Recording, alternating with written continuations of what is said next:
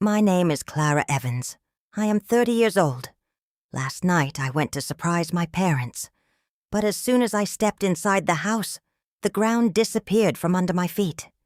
They were both lying unconscious on the living room carpet, their bodies completely still.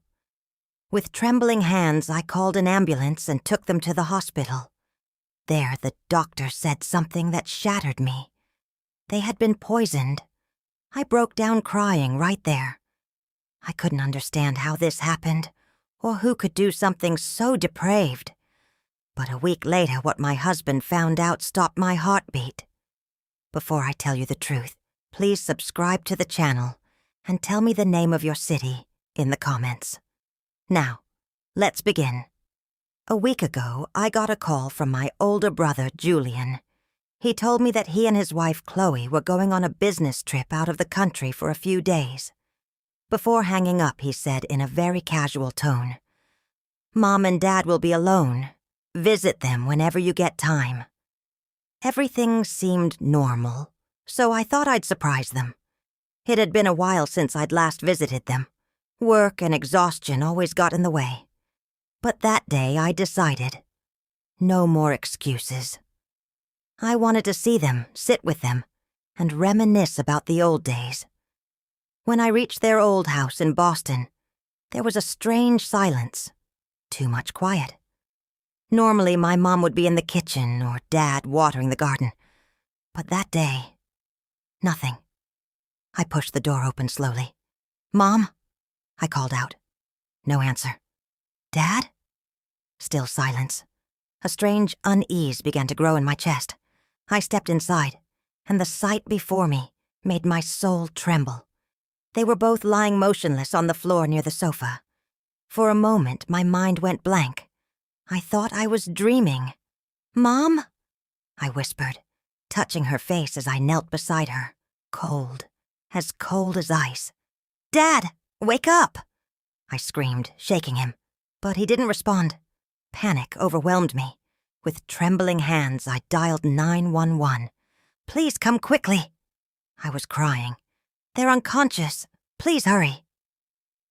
Those few minutes felt like years. I kept calling their names, trying to wake them. But it was all useless. When the paramedics arrived, chaos erupted everywhere.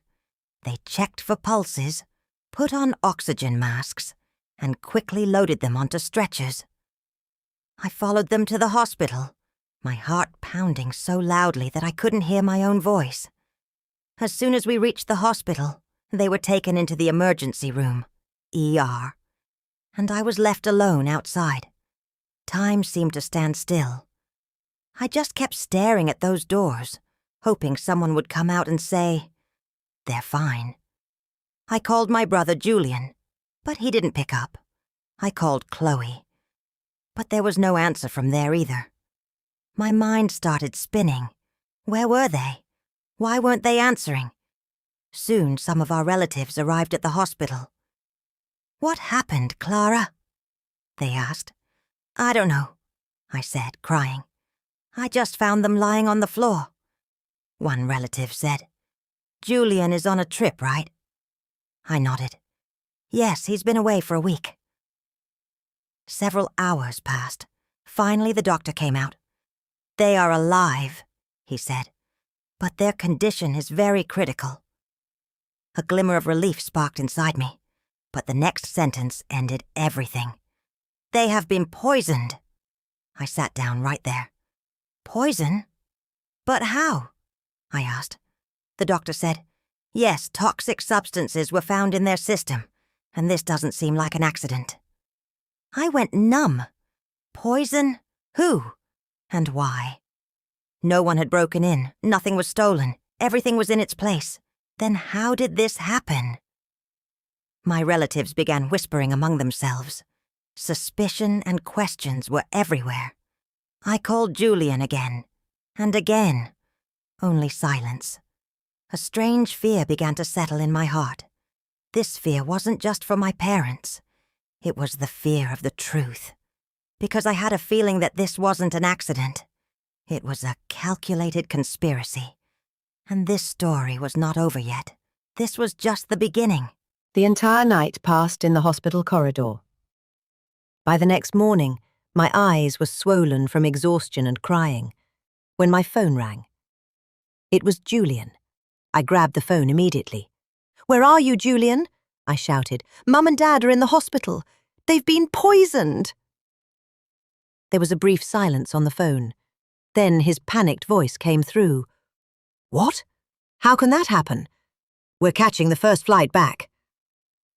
Within a few hours, Julian and Chloe arrived at the hospital. Their faces clearly showed worry. Chloe immediately hugged me and started crying. "Clara, how did this happen? Who is this enemy?" Julian spoke to the doctors, met with the police, and started running around everywhere like a responsible son. The police asked them about their trip. Julian showed all the documents: flight tickets to London, hotel receipts, and business meeting notes. Everything was perfect. Their alibi, proof that they weren't there, was so strong that no one had any reason to suspect them. But my husband, Mark, had been completely silent for the last 2 days. He was observing Julian and Chloe from a distance. Mark isn't a private investigator, but he works in IT, and his mind looks for the logic behind everything. One evening, when Julian and Chloe had gone to the cafeteria, Mark came to me. "Clara," he said softly, "several things don't feel right." "What do you mean?" I asked. "First, the police found no forced entry in the house. That means the poison wasn't administered by an outsider. Second, the doctors said it's slow poisoning. That means the poison wasn't added all at once, but little by little into their food over the last 10 to 15 days. A cold wave ran through my body. That means this started when Julian and Chloe were still at home. Mark nodded. "I did some research on your brother's trip. Their business trip was to London, but before catching their flight to London, they bought some strange medicines from a local chemist here in Boston. I've checked their bank statement access, which I did discreetly." "Mark, what are you saying? He's my brother." "I'm just looking for the truth, Clara. Come on, we need to go to their house." We reached their old house in Boston. Mark explained that Mum and Dad have an old habit. Every morning, they take a spoonful of organic honey that's kept in a specific jar. Mark went into the kitchen and took out that honey jar. "There's a strange sour smell coming from this." He took out a small test kit that he had brought from the lab. As soon as he dropped the liquid into the honey, its color turned blue. "Clara, this is the same slow poison," Mark said. But the biggest piece of evidence was yet to come. Mark pointed toward a small, hidden smoke detector mounted above the kitchen cabinet. "Remember, Dad installed new smoke detectors last year. These aren't just smoke detectors. They have motion sensor cameras inside them." Mark connected his laptop to that system. We pulled up the recording from the previous week. The video clearly showed Julian and Chloe were in the kitchen exactly 1 hour before they left for their trip. Chloe took a small vial out of her bag, and Julian was smiling as he mixed it into the honey jar. They put the jar back in its place, picked up their luggage, and walked out. My heart felt as if it had shattered. My own brother had prepared the means of my parents' death with his own hands, simply so he could pretend to be away on a trip, while the poison did its work from behind. "Why did they do this, Mark?" I asked, crying. Mark pulled out a file. "Property, Clara. Dad changed his will. He was going to leave all his old property and savings to you, because Julian had already lost a lot of money in business. Julian found out about this. Just then, the main door of the house opened. Julian and Chloe stepped inside.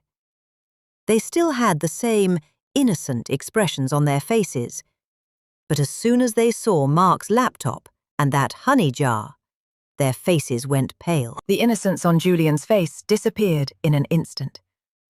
His eyes no longer showed the younger brother I once knew. Instead, they revealed a wolf trapped in a corner.